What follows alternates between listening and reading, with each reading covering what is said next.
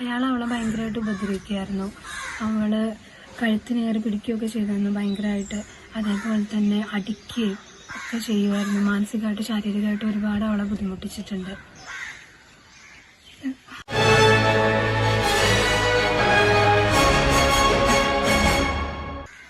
അവളെന്നോട് share ചെയ്യായിരുന്നു. അതും കുറേ കഴിഞ്ഞിട്ട് അവൾക്ക് പറ്റുന്നില്ല എന്ന് കാണുമ്പോഴായിരുന്നു അവൾ എന്നോടെല്ലാം ഷെയർ ചെയ്തുകൊണ്ടിരുന്നത്.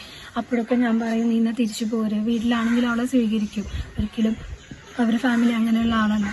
അപ്പോൾ ഞാൻ പറഞ്ഞു, നീ നമുക്ക് റെഡിയാക്കാം, ജോലിയല്ലേ, അവൾക്ക് ജോലി ഇല്ല എന്നുള്ളതിൻ്റെ ഒരു ബുദ്ധിമുട്ടുണ്ടായിരുന്നു. ജോലി കിട്ടിയിട്ട് എല്ലാം ശരിയാവുമല്ലോ.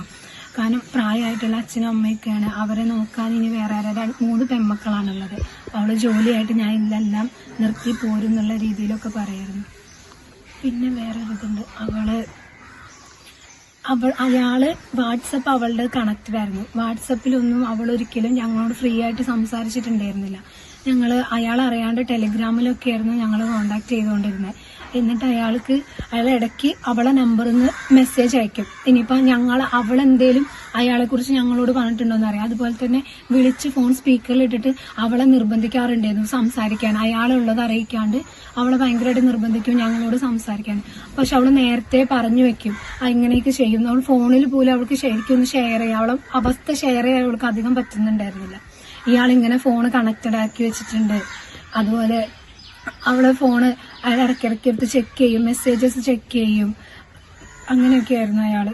സ്വന്തം ഹൈസ്പീഡ് ഇന്റർനെറ്റ്, നമ്മുടെ സ്വന്തം ഇന്റർനെറ്റ്.